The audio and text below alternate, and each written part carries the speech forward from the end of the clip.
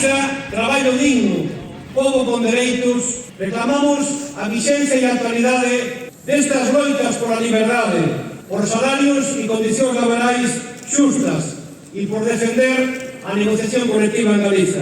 A mobilización sigue sendo o elemento fundamental do camiño para dar resposta a unha cruda realidade marcada por un empobrecemento xeralizado, por baixos salarios e as desigualdades que veñen impoñendo as políticas neoliberais e as sucesivas reformas laborais. Nun momento no que o capitalismo apreta cada vez máis aos gobernos, marcándolle o camiño co que afondar en políticas máis neoliberais e máis empregadoras. Xa non necesitan o fraudulento diálogo social, nin teñen que cumprir con mínimos democráticos, como tampouco están dispostos a respetar as liberdades públicas, nin o dereito a folga. Buscan criminalizar a resposta social nunha realidade agravada por unha carestía da vida que reduce ainda máis o poder adquisitivo dos salarios e das pensións públicas. Pero cando parecía que os prezos, especialmente dos alimentos e da enerxía, pola explosión da guerra de Ucrania chegara ao seu límite, asistimos ao comezo dunha nova crise e ao medre descontrolado dos prezos ante unha nova guerra, agora en Irán.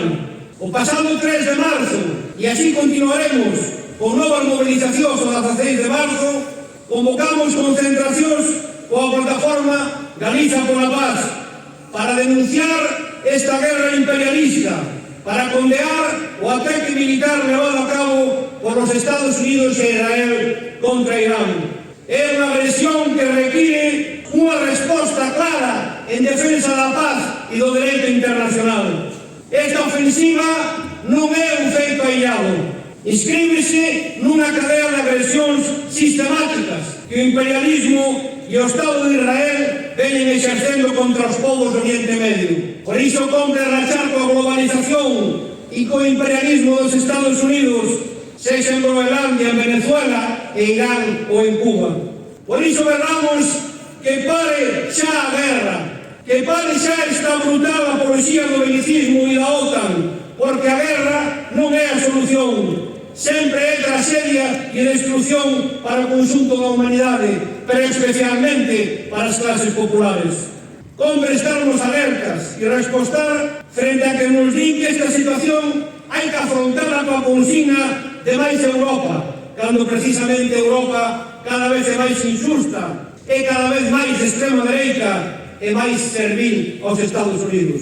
Ven aí a radicalización da dereita, o auxe da ultradereita e o fascismo, que é promovido por un capital que quere máis ganancias sen importar os medios para conseguirlo, e que no Estado español se disfraza e se manifesta defendendo un reforzamento da negación da realidade plurinacional do Estado, da imposición de un mercado único e da centralización das relacións laborais. Pero este fenómeno internacional e tamén español do auxe da dereita, da ultradereita e do fascismo ten as condicións idóneas para asistir ante a debilidade dunha esquerda política, dunha esquerda sindical e social que viven instalados na idea da conciliación e da convivencia pacífica das clases sociais e de perpetuar a España das autonomías. Todo isto ao tempo de que non están á altura na actuación de goberno que idealizan o diálogo social e chaman a desmovilización social.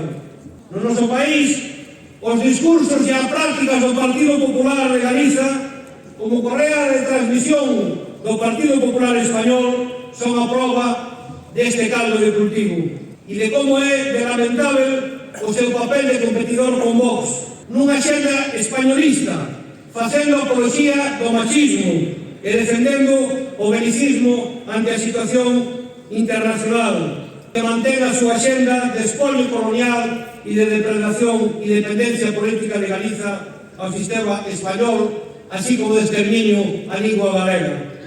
Por iso, hoxe máis que nunca, reivindicar o dereito a decidir é vital para facer frente a esta situación, para de forma xusta e democrática poder vivir e traballar dignamente na nosa terra. Todas as persoas galegas de nacimento ou de orixe migrante que veñen ao noso país a facer a súa vida. Son tempos de movilización, son tempos de afrontar para gañar as loitas sociais que temos por diante. Pero son tempos de compromiso para ir construindo poder popular co que avanzar en dereitos e conquistar políticas alternativas ante os gobernos para que podamos facer real este chamado que facemos este ano ao 10 de marzo, que é na Galiza traballo digno, Galiza pobo con dereitos. Compañeros e compañeiras, viva a clase obreira galega, viva o 10 de marzo, Amador, Daniel, a loita continúa.